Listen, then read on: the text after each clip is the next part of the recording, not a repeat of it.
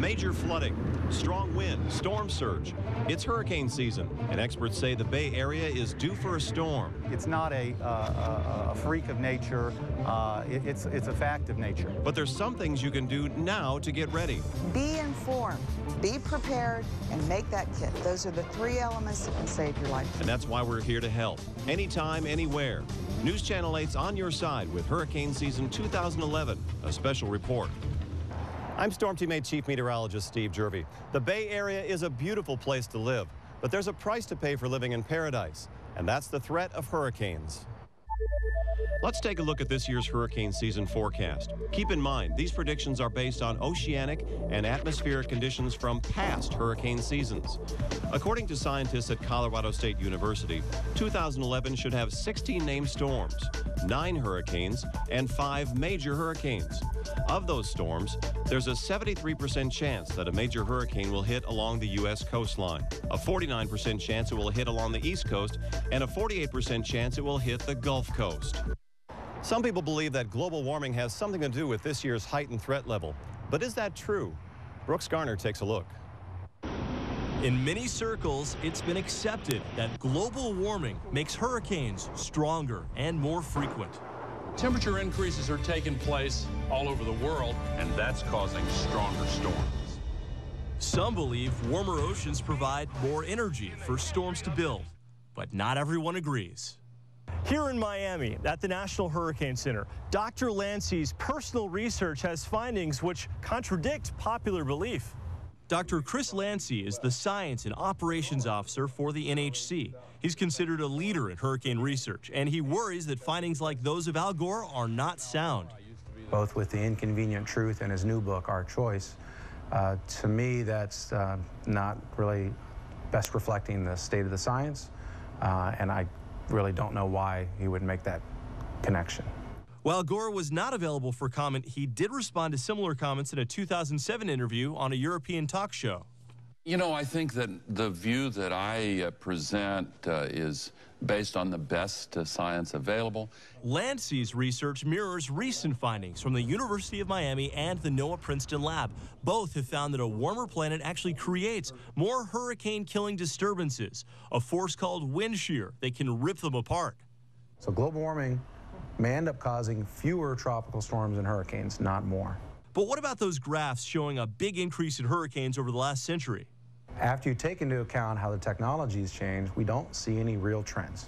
That is, we're not seeing more hurricanes. We're not seeing stronger hurricanes. He says satellites enable us to spot everything, hurricanes which before may have gone undetected if tracking over open water and away from shipping lanes. So after you take into account those technology changes, instead of a big upward trend, what we see is no trend. Ultimately, the only thing inconvenient about global warming and its effects on hurricanes and any science is that it's subject to review, and findings may show that what's popularized as the truth may not be true at all. In Miami, I'm Storm Team 8 meteorologist Brooks Garner. This year marks the 90th anniversary of the 1921 hurricane, a Category 3 storm that devastated a growing Tampa Bay community.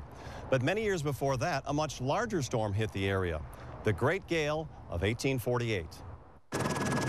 Tampa in 1848 was incredibly small. If you could go back in time, the kind of occupied area was a 6-block by 6-block space in what's now downtown Tampa. In the heart of the city of 200 residents, near the waterfront, stood Fort Brooke, an army post which operated mostly to keep an eye on the Seminole Indians. The people that lived here had no idea what they were in for. People back then would have no idea that a storm of any kind of magnitude is coming. But it was. With darkening skies and a shift in the wind, the soldiers used whatever they could to watch the changes. The folks at Fort Brooke had an accurate barometer, and that barometer was like weather radar in those days. That was what they looked at, and it was tanking that morning. It was heading down. In fact, to the lowest reading we've ever gotten in Tampa. Jim Wysong has studied the Great Gale of 48. The weather had been deteriorating for about a day and a half, and the barometer had really been dropping that morning. And by the early afternoon, the water was rising. By some accounts, we're talking about 5 feet in an hour. And it kept on rising. But a lot of the accounts are interesting because they liken this thing, they describe it as being like a tidal wave. And so storm-driven water, a storm surge, is kind of like a tidal wave in that it's not a splash and dash.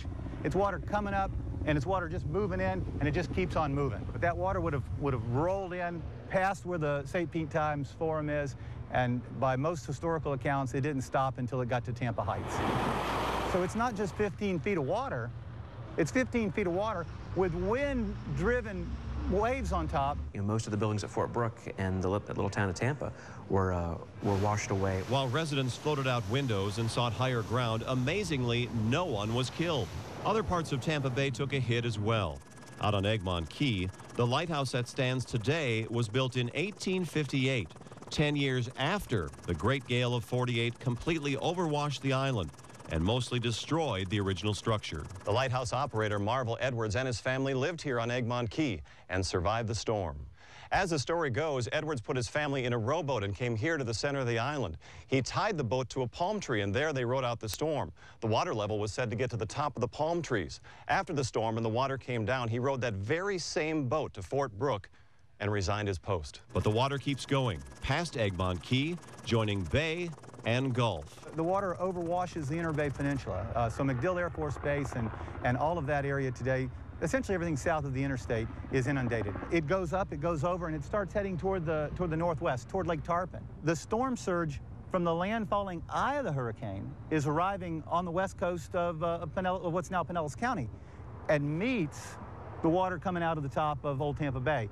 It's now a famous tourist attraction, but many people don't know that John's Pass was cut by the Great Hurricane of 1848. It was first navigated by a guy named John Levique, the first one to navigate a ship through the channel after the hurricane. It's interesting to kind of think about if a storm of the 1848, that severity hit Tampa today. I mean, it would drastically change the landscape. The destruction would be, I think, beyond anything that we've seen in the United States. There's nothing to compare it to. Core samples taken along the west coast show that as many as 4 or 5 similar storms may have occurred in the last 2,000 years. While this is still a low probability event in any given year, it's not a freak of nature. It's a fact of nature. These days, when a severe storm blows through, your cell phone becomes an invaluable information device. Lee Spann shows us how to stay charged without electricity. Daily life? Oh man, I don't know what I'd do without a cell phone. Yes, cell phones, MP3 players, and iPods, iPhones are some of the most important things to people these days. Keeping those devices running will be an issue if the power is out for days or weeks after a hurricane.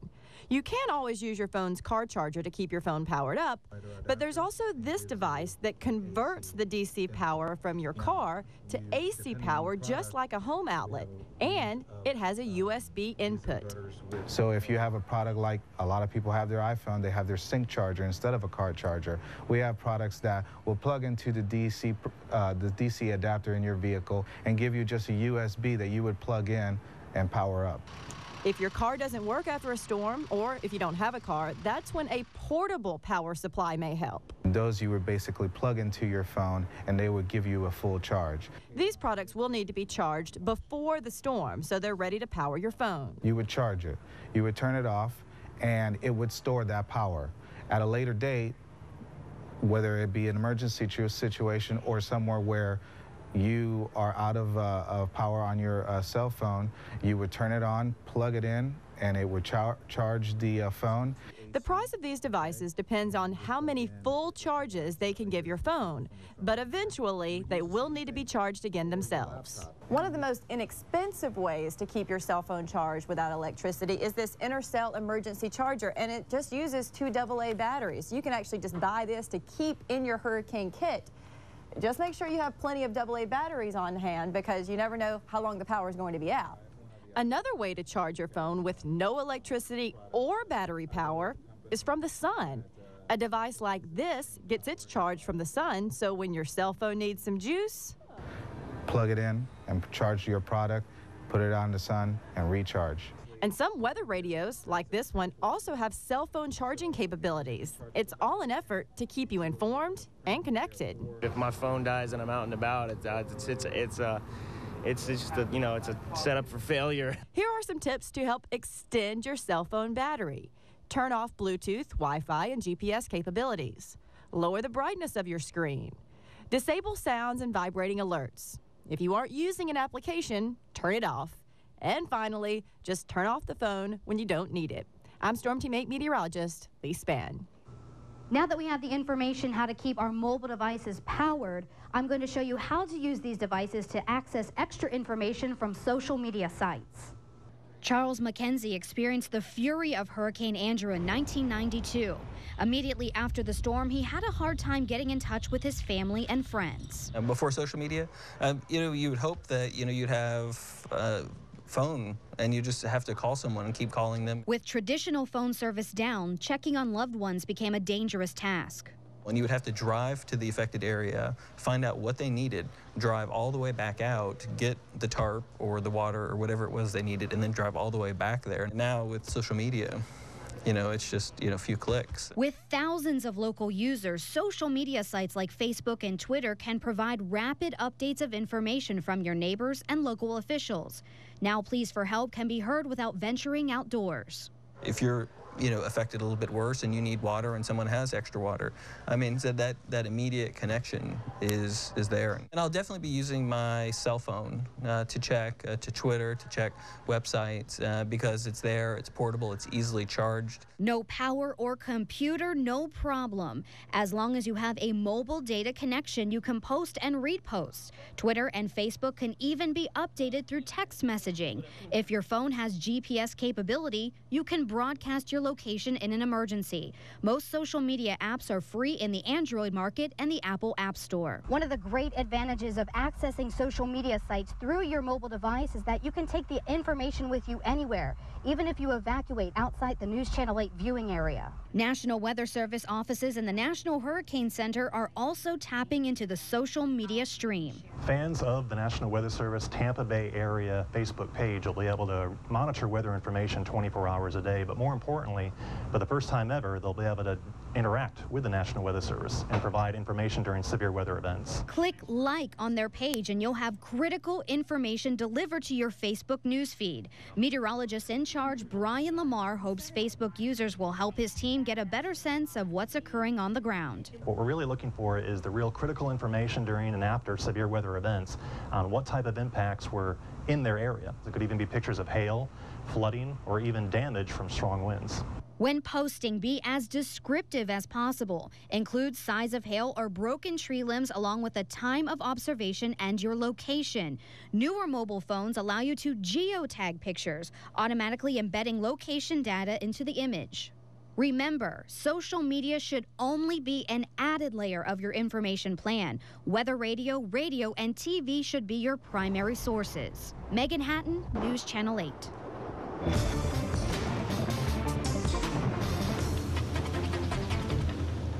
Now is a great time to assemble your hurricane kit. You know you need food and water, but you should also secure important documents.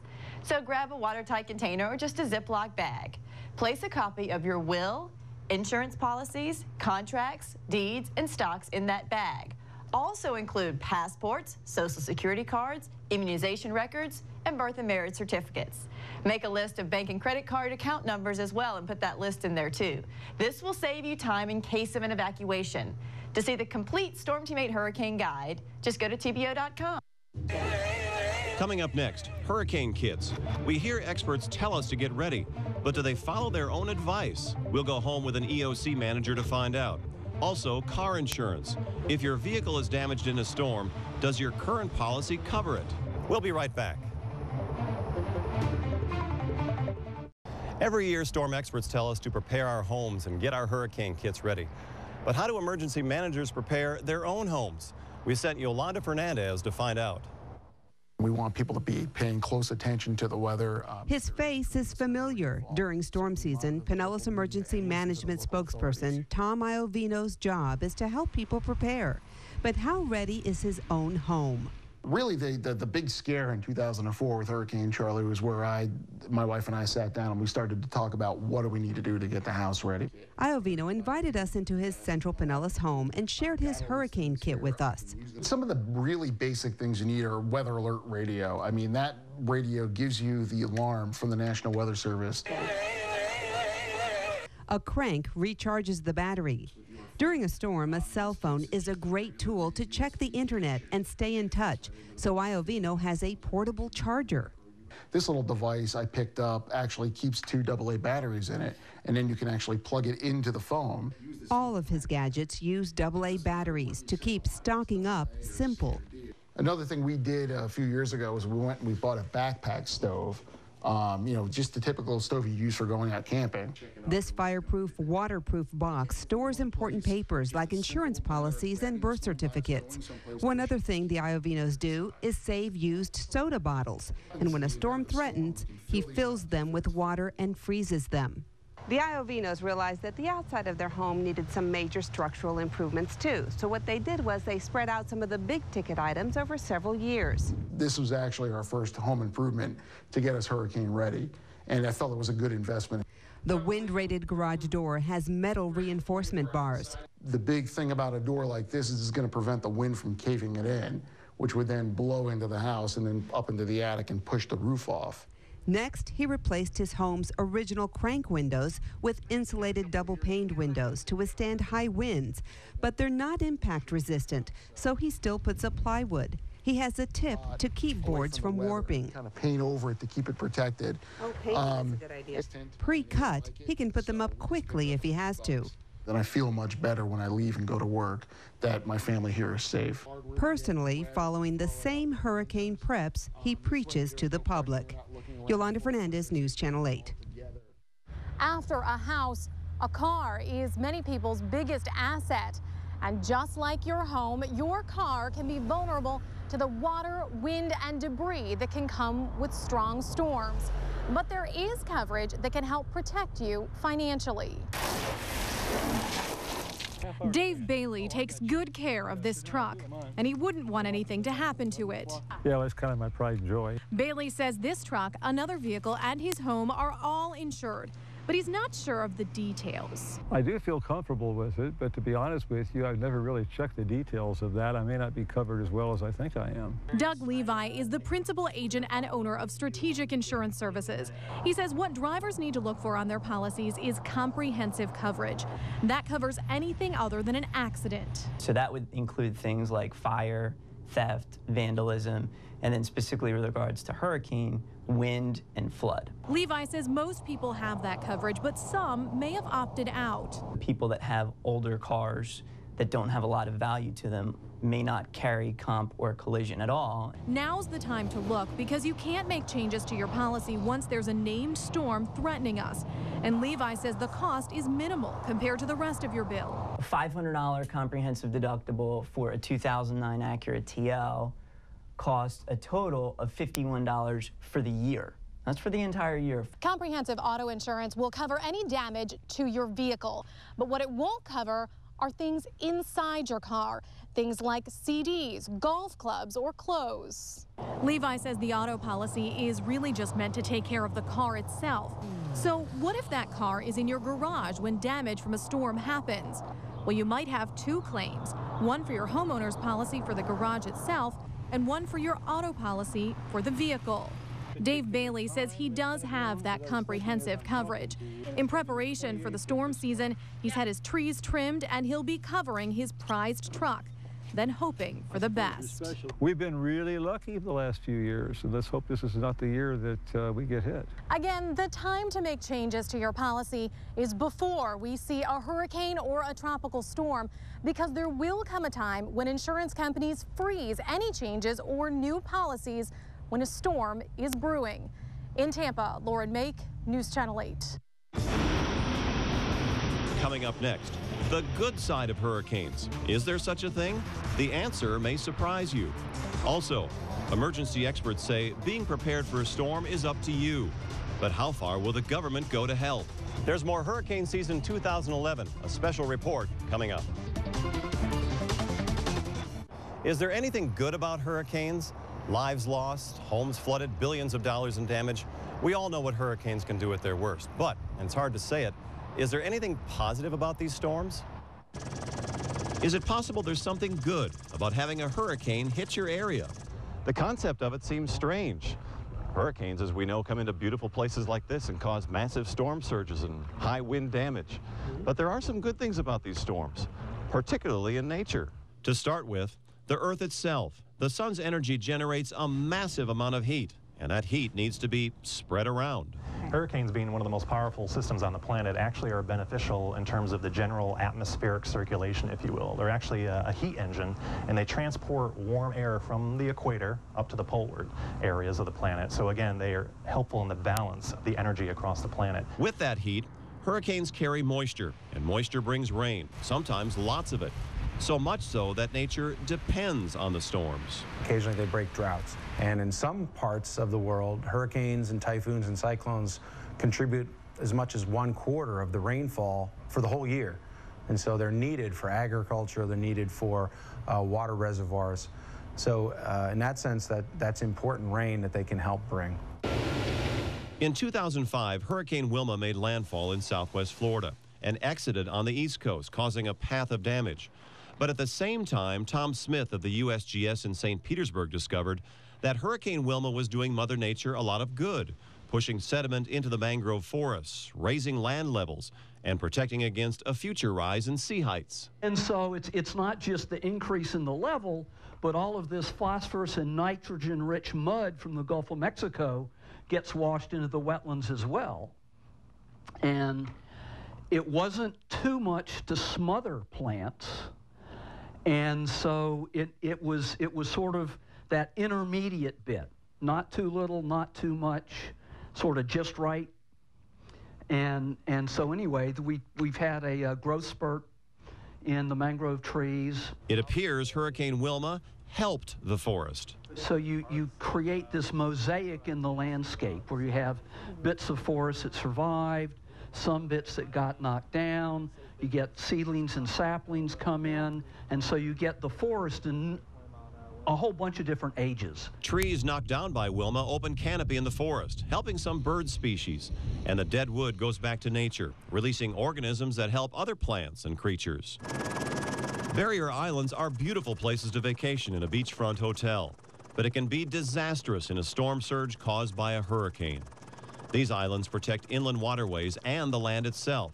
They're put there by nature, and according to Duke University's Orrin Pikey, they need hurricanes to survive. The islands gain most of their sand by overwash during a storm, and when if the storm is big enough, the overwash will go all the way across the island onto the backside and actually widen the island. They absorb the storm, they absorb the wave energy, and so they're a great benefit. They're a great benefit to us. Hurricanes aren't all bad, but we make them worse because of how many people living on the coast and building up homes and hotels and condos right in the beachfront areas. They're part of the natural cycle. They play a role in moving energy through the environment.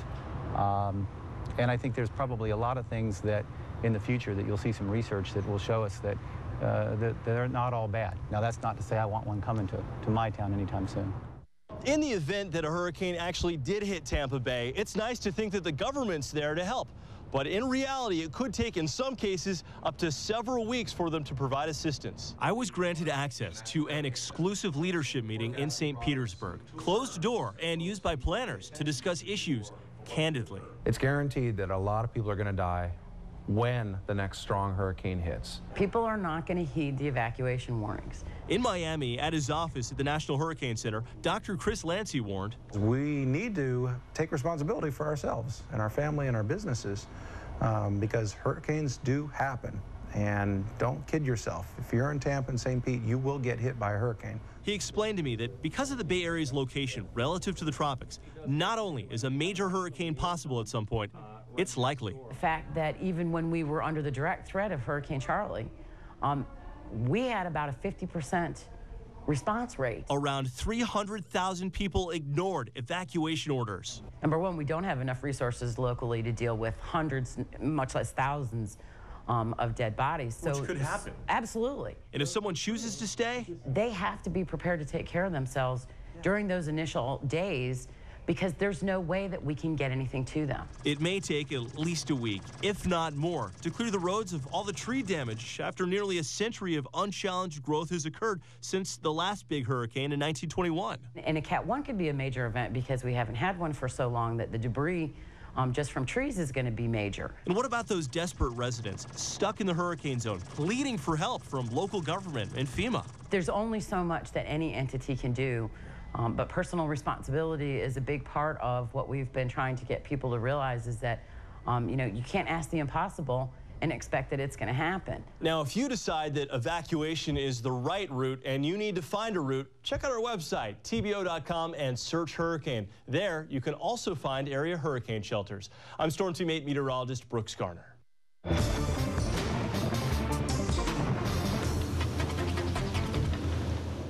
We covered how to stay informed with your mobile devices, but there are many more basic forms of communication you need to pack in your hurricane emergency kits. First of all, your radio, weather radio. Some stations will be simulcasting our coverage, and the weather radio will give you information on watches and warnings you need to know about. Digital TV, and a portable one that you can take with you in your safe place if you need to move. A corded phone that plugs directly into the wall with no power source. Don't use it when frequent lightning is occurring. And also, don't forget that phone book. The phone book has many numbers that you'll need to consult when the power's out and the worst of the storm is hitting. Up next, an up-to-date look at some of the Bay Area's evacuation routes and the signs of hurricane season. See how one Bay Area county is bringing storm surge to your attention in a very interesting way. We'll be right back with more Hurricane Season 2011, a special report.